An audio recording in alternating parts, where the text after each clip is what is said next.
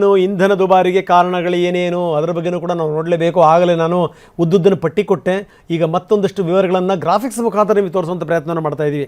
ಯುದ್ಧ ಅನ್ನುವಂಥದ್ದು ಇದೆಯಲ್ಲ, ಅದು ಇರಾನ್ ಮತ್ತು ಅಮೇರಿಕ ನಡುವೆ ಆಗುತ್ತೆ. ನಮಗೇನಾಗಬೇಕು?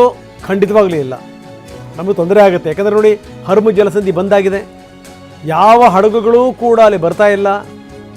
ತೈಲ ಹೊತ್ತಿರುವಂಥ ಹಡಗುಗಳು ನಿಂತಿವೆ.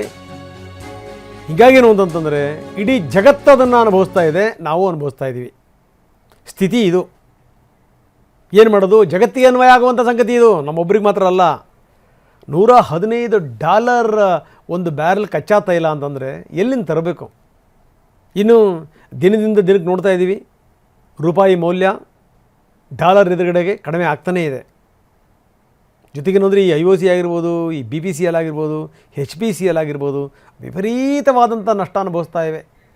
ಪ್ರತಿ ದಿನ ಅವರಿಗೆ ಸಾವಿರಾರು ಕೋಟಿ ರೂಪಾಯಿ ನಷ್ಟ, ಲಕ್ಷಾಂತರ ಕೋಟಿ ನಷ್ಟ ಆಗಿದೆ ಇಲ್ಲಿ ತನಕ. ಯಾಕಪ್ಪ ಅಂತಂದರೆ ಕಚ್ಚಾ ತೈಲ ತರಿಸ್ಕೋಬೇಕು ಅಂತಂದರೆ ಹೆಚ್ಚೆಚ್ಚು ಡಾಲರ್ನ ಕೊಡಬೇಕು ನಾವು. ಸಂಗತಿ ಇದು. ಹೀಗಾಗಿಯೇ ತೈಲ ಕಂಪ್ನಿಗಳು, ಭಾರತದಲ್ಲಿರುವಂಥವು 3 ಸರ್ಕಾರಿ ಸ್ವಾಮ್ಯದ ತೈಲ ಕಂಪ್ನಿಗಳು: ಇಂಡಿಯನ್ ಆಯಿಲ್ ಕಾರ್ಪೊರೇಷನ್, ಈ Bharat petroleum corporation limited, Hindustan petroleum corporation limited. ಈ 3 ಕೂಡ ತೊಂದರೆ ಅನುಭವಿಸ್ತಾ ಇವೆ. 3 ಕೂಡ ಇದೇ ರೀತಿ ವಿದೇಶಿ ವಿನಿಮಯ ಜಾಸ್ತಿ ಆಯಿತು ಅಂತಂದರೆ ಡೆಫಿನೆಟ್ಲಿ ನಮಗೆ ಹೊಡೆತ ಬೀಳುತ್ತೆ. ಆರ್ಥಿಕ ಹೊರೆ ಸರಿದೂಗಿಸ್ಬೇಕು ಅಂದರೆ ಏನು ಮಾಡಬೇಕು? ಜನಸಾಮಾನ್ಯರಿಗೆ ಬರೆ ಎಳಿಬೇಕು. ಇನ್ನೇನಿದೆ ಬೇರೆ ಮಾರ್ಗ? ಯಾವ ಮೂಲದಿಂದ ತರಕ್ಕೆ ಸಾಧ್ಯ? ನಾವು ಕೊಂಡ್ಕೊಳ್ಳುವಂಥ ವಸ್ತುಗಳ ಬೆಲೆ ಜಾಸ್ತಿ ಆಗುತ್ತೆ, ನಾವು ತೆಗೆದುಕೊಳ್ಳುವಂಥ ಪೆಟ್ರೋಲು ಡೀಸೆಲ್ಲು ಅದ್ರ ಬೆಲೆ ಜಾಸ್ತಿ ಆಗುತ್ತೆ.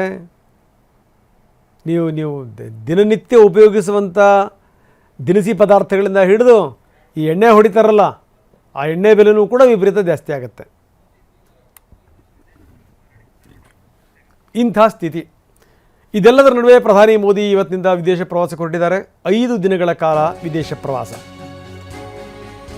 ಯುದ್ಧದ ನಡುವೆನೂ ಕೂಡ ಯುನೈಟೆಡ್ ಅರಬ್ ಎಮಿರೇಟ್ಸ್ಗೆ ಹೋಗ್ತಾರೆ, ನೆದರ್ಲ್ಯಾಂಡಿಗೆ ಹೋಗ್ತಾರೆ, ಸ್ವೀಡನ್ಗೆ ಹೋಗ್ತಾರೆ, ನಾರ್ವೆ ಮತ್ತು ಇಟಲಿಗೆ ಭೇಟಿ ಕೊಡ್ತಾರೆ ಮೋದಿ.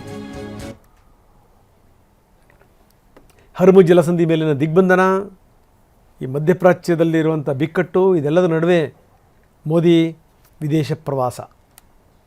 ವ್ಯಾಪಾರ, ಇಂಧನ ಸಹಕಾರ, ರಕ್ಷಣೆ, ಶಿಕ್ಷಣ, ತಂತ್ರಜ್ಞಾನ, ಹೀಗೆ ಹಲವಾರು ಮಹತ್ವದ ವಿಚಾರಗಳ ಬಗ್ಗೆ ಪರಸ್ಪರ ಮೋದಿ ಸಮಾಲೋಚನೆ ಮಾಡ್ತಾರೆ. ಯಾಕಂದರೆ ಸುಮ್ಮನೆ ಹೋಗೋದಲ್ಲ.